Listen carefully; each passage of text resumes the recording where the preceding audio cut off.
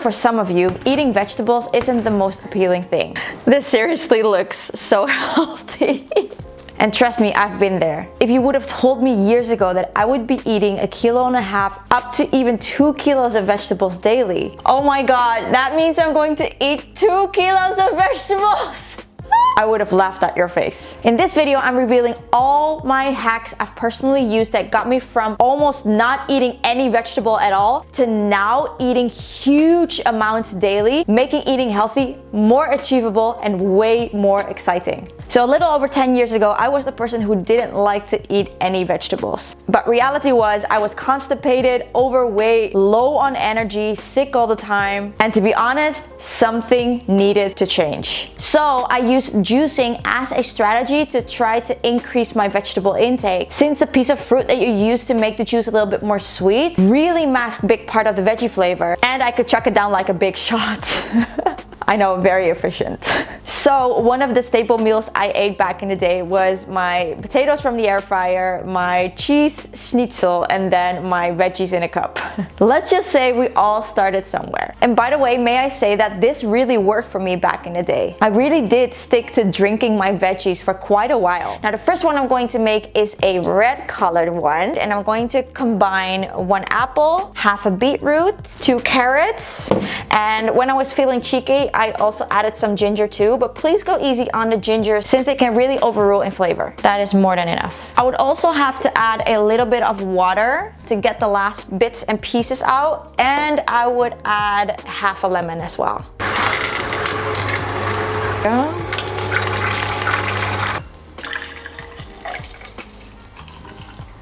So good.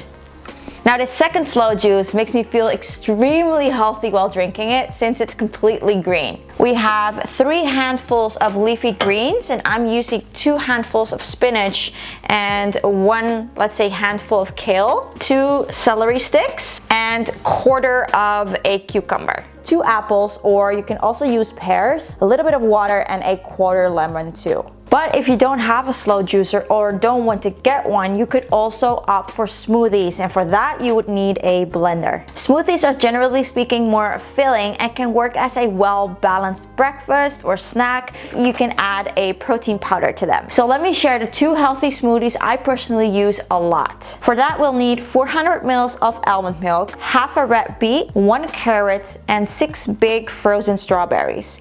And for this specific recipe, I'm using 1 scoop of Supreme plant-based protein powder in strawberry cheesecake, but you could also opt to add the tiramisu flavor, which is a coffee cacao. And the second one is a easy, very good green smoothie. This smoothie contains 400 ml of unsweetened almond milk, 1 banana, or 120 grams of frozen mango, 4 cubes of frozen spinach or 4 handfuls of fresh spinach, and I'm going to use 1 scoop of Supreme's plant-based protein powder in Going Bananas or OG Vanilla. Moving on to the next hack on how to actually eat more vegetables instead of drinking it. Eating more vegetables turned out to be a key strategy in my weight loss journey and how I keep the weight off. The problem was that, like in most households, I was used to eating vegetables once a day with just 1 meal, my dinner. But sticking to just 1 meal with veggies a day would mean that we have to eat so many more veggies at once if we want to meet our daily recommendation. And that is why it's a great strategy to start incorporating smaller portions but divide them throughout your day. You can start by adding some spinach or mushrooms to your breakfast, for example in an omelette, or adding some sliced bell peppers to your lunch. Talking about lunch, let me ask you a question. Are you currently having a sandwich for lunch most of the time? Although you can add small amounts of vegetables to your sandwiches, which is a great way to start, you can really level up your vegetable consumption by making veggies the star of the show during this main meal. So I personally started creating not boring salads, and a little later I started incorporating veggie-packed stir fries. If the word salad or stir fry gives you the image of bland and mushy or soggy looking lettuce and vegetables, you're probably preparing them wrong. Try to stick with tougher vegetables that won't look sad when mixing it with a dressing or sauce, or when you're preparing them with heat.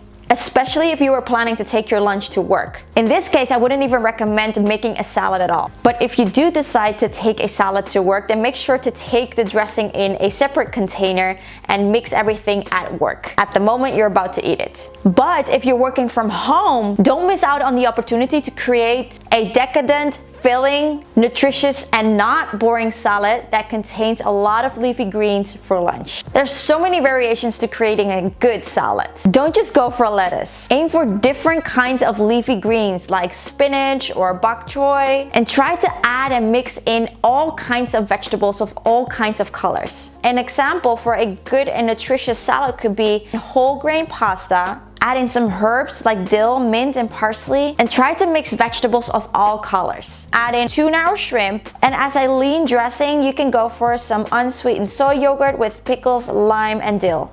Or you can make your salad fully vegan and go for smoked tofu or vegan minced meat. You can add lentils or a pasta made from lentils, or you can opt for a vegan protein pasta. Then add some spring onion, tomatoes, spinach, add some orange cut into cubes, and as a lean dressing, you can add some unsweetened soy yogurt, some pickles, dried herbs, and a little bit of ketchup. And if you're planning to take your stir-fried lunch with you, try to stick with the more tougher vegetables like collard greens, kale, bok choy, all types of green beans, bell peppers, cherry tomatoes, carrots, onion, corn, peas, sugar snaps, broccoli, Chinese cabbage, red cabbage, pumpkin, and cauliflower. I know that's quite a list.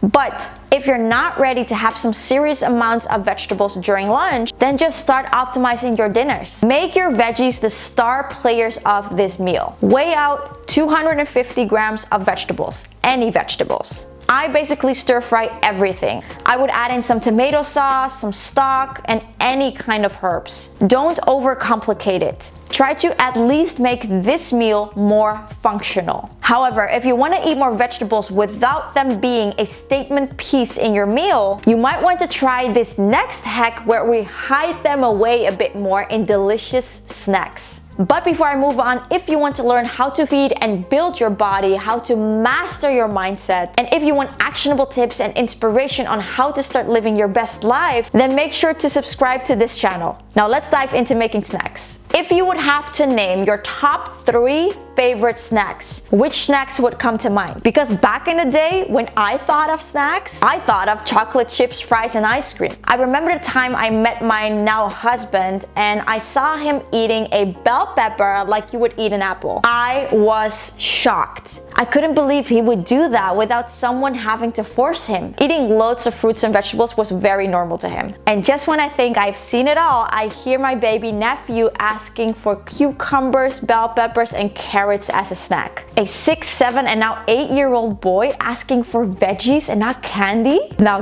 that really blew my mind. I really had to compliment my brother and my sister-in-law for this healthy upbringing. Luckily, I'm in the position right now that I can have raw veggies as snacks. But I want to remind you that I didn't start like that. I started creating more decadent and fun snacks using veggies, which by the way, I still use today. For example, I incorporated vegetables into baked goods. This means you can make muffins, brownies, cakes, cookies, and even ice creams with vegetables. Vegetables like carrots, beets, zucchini, and pumpkin are perfect for this. The vegetables can be added raw, grated, pureed, or cooked. And a quick tip is to make your baked goods during the weekend so you can have delicious baked goods throughout the first 3 days of your week. And don't worry, I will leave you a recipe of a delicious moist chocolate cake in my description box and comment section down below. However, it's my current snack obsession